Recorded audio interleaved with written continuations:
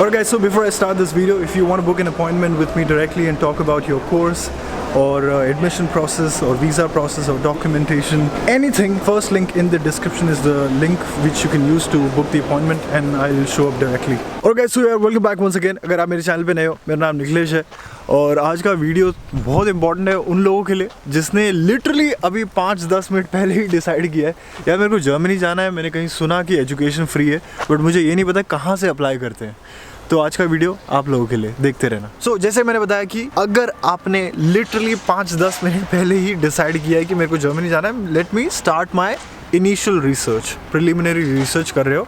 इस वीडियो में मैं आपको कहाँ से अप्लाई करते हैं वो बताऊंगा, ये नहीं कि कैसे अप्लाई करते हैं। कैसे अप्लाई करने के लिए डिस्क्रिप्शन में कुछ वीडियोस दे दूंगा, आप वो देख लेना। बट जर्मन यूनिवर्सिटीज़ में अगर आपको अप्लाई करना है तो आप 3 तरीके से अप्लाई कर सकते हो। 1 मिनट, तो मैं लिख के लाया हूँ। 3 तरीके हैं। पहला है माई असिस्ट के थ्रू आपको अप्लाई करना है, माई असिस्ट, यूनी असिस्ट जो उसका पुराना नाम है। दूसरा है यूनिवर्सिटी पोर्टल और तीसरा है VPD प्लस यूनिवर्सिटी पोर्टल। तो अभी हम लोग एक के बारे में बात करते हैं। सो सबसे पहले है माई असिस्ट। माई असिस्ट है क्या? देखो, माई असिस्ट यूनिवर्सिटी और स्टूडेंट के बीच में बैठता है।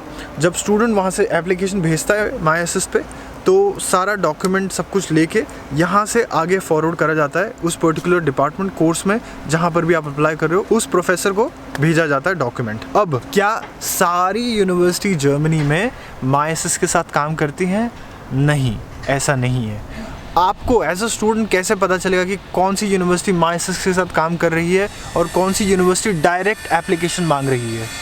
उसके लिए आपको उस पर्टिकुलर कोर्स के वेबसाइट पे जाकर चेक करना पड़ेगा। सो 2-3 बातें और बताता हूँ माई असिस्ट के बारे में। माई असिस्ट बर्लिन में बेस्ड है, इनका हेडक्वार्टर्स यहीं पर है, पूरी दुनिया में और कहीं नहीं है। इसी वीडियो में आपको मैं ले भी चलूंगा माई असिस्ट का ऑफिस दिखाने के लिए, कहाँ से क्या काम होता है। दूसरी बात, माई असिस्ट के थ्रू जब आप एप्लीकेशन भेजते हो वो हैंडलिंग चार्जेस लगाते हैं आप पे। अकाउंट तो आप साइन अप और साइन इन कर सकते हो, बट एप्लीकेशन जब भेजोगे, जब पहला एप्लीकेशन करोगे उस पर आपको 75 यूरो लगेंगे। जब पहली एप्लीकेशन हो जाएगी माई असिस्ट पे, उसके बाद आप जितनी भी एप्लीकेशन पोर्टल के थ्रू करोगे आपको 30 यूरोज पर एप्लीकेशन देने पड़ेंगे। इसको वो कहते हैं अपने लैंग्वेज में हैंडलिंग चार्जेस। ठीक है, आपने वहाँ से एप्लीकेशंस भेजी, इन्होंने यहाँ से आगे फॉरवर्ड करी यूनिवर्सिटी पे। तो ये काम है माई असिस्ट का।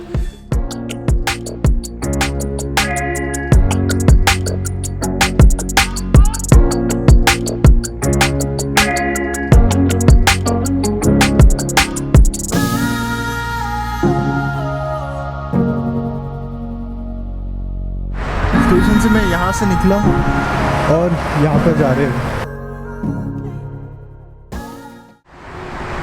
एक और चीज़ बता दूँ, ये है रिंग रोड बर्लिन का, ये सीधा बाहर निकालता है आपको। चलते हैं, ये बिल्डिंग है यहाँ पर 3-4 माले पे।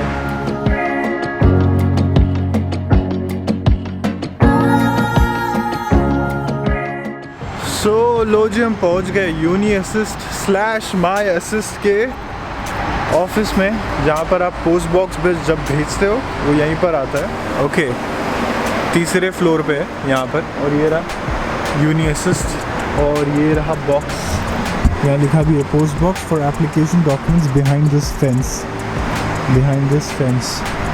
ये रहा फॉर एप्लीकेशन डॉक्यूमेंट्स, आप यहाँ पर डाल सकते हो। तो मेरे पीछे ये यहाँ से 3रे माले पे। एनीवे, आपको एक चीज़ बता दूँ, यूनी असिस्ट एक गवर्नमेंट बॉडी है।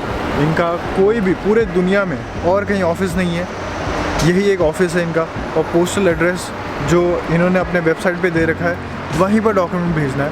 आपको कल को कोई ये बोले कहीं से भी कि मैं यूनी असिस्ट का रिप्रेजेंटेटिव हूँ, मैं दुनिया में कहीं और बैठा हूँ, ना, वो आपका काट रहा है क्लियरली। ये पूरा काम अपना ऑनलाइन ही करते हैं। आप माई असिस्ट पोर्टल पे जाओगे, एप्लीकेशन वहाँ से जो भी सॉफ्ट कॉपी आप वो डालोगे और हार्ड कॉपी सारा नहीं, सिर्फ अलग अलग मोटिवेशन लेटर और पूरा एक सेट कुरियर करोगे, यहाँ आएगा वो सीधा। सेकंड जो तरीका है जहाँ से स्टूडेंट अप्लाई करते हैं यूनिवर्सिटी में, वो है यूनिवर्सिटी पोर्टल पे डायरेक्टली। मेरी जो एक्सपीरियंस में मैंने देखा है कि काफ़ी यूनिवर्सिटीज़ में जब आप डायरेक्ट अप्लाई करते हो तो एप्लीकेशन फ़ीस नहीं लगती, कोई भी पैसा नहीं लगता है। तो आपके दिमाग में एक क्वेश्चन आ सकता है कि यार फिर इससे अच्छा तो मैं डायरेक्ट यूनिवर्सिटी पे अप्लाई करता हूँ ना, MySS के थ्रू क्यों जाऊँ मैं पैसे वैसे लगा के। बट इधर एक कैच है, आपके पास ऑप्शन नहीं है कि आप कौन से दरवाजे के थ्रू अप्लाई करोगे। वो यूनिवर्सिटी ने ऑलरेडी प्री डिसाइड करके रखा है, हमें एप्लीकेशन लेना है, आपको MySS के थ्रू भेजना पड़ेगा। आपको एक एग्जांपल देता हूँ, टेक्निकल यूनिवर्सिटी बर्लिन हो गई, कंप्यूटर साइंस के लिए आप अप्लाई कर रहे हो। टेक्निकल यूनिवर्सिटी बर्लिन बोलती है हमारा एप्लीकेशन आप MySS के थ्रू ही भिजवाओगे, हमें डायरेक्ट मत भेजना। दूसरे साइड पे यूनिवर्सिटी ऑफ स्टुटगार्ट ये कहती है नहीं, आप किसी मिडिल मैन किसी को मत दो, आप डायरेक्ट हमारे पोर्टल पे आओ और वहाँ से अप्लाई करो। सो फाइनली इस टॉपिक को कंक्लूड करते हुए कि आपके पास एज ए स्टूडेंट कोई चॉइस नहीं है कि मैं MySS के थ्रू ही अप्लाई करूंगा या मैं सिर्फ यूनिवर्सिटी पोर्टल पे ही अप्लाई करूंगा। ये दोनों की बहुत डिफरेंशिएटिंग फैक्टर्स है। तकरीबन 70% 75% यूनिवर्सिटीज़ इस देश में MySS के साथ काम करते हैं। आपके दिमाग में क्वेश्चन होगा कि क्यों काम करते हैं उनके साथ, हम डायरेक्ट भी तो अप्लाई कर सकते हैं यूनिवर्सिटी में। नहीं, बिकॉज यूनिवर्सिटी के पास काफ़ी लोड आता है, पूरे दुनिया से एप्लीकेशन आ रही है, तो प्रोफेसर के पास उतना समय नहीं होता कि एक एक बच्चे को वो ये बताते रहे अरे यार तूने ये वाला डॉक्यूमेंट गलत दिया है या ये वाला डॉक्यूमेंट सही नहीं दिया है या ये वाला चीज़ मिसिंग है।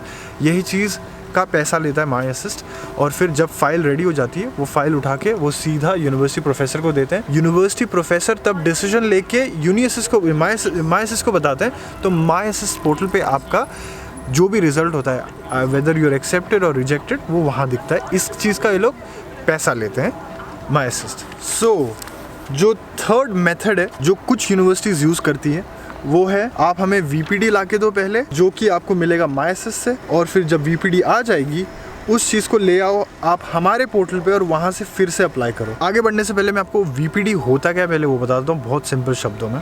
VPD एक ऐसा डॉक्यूमेंट होता है जो MySS आपको देता है।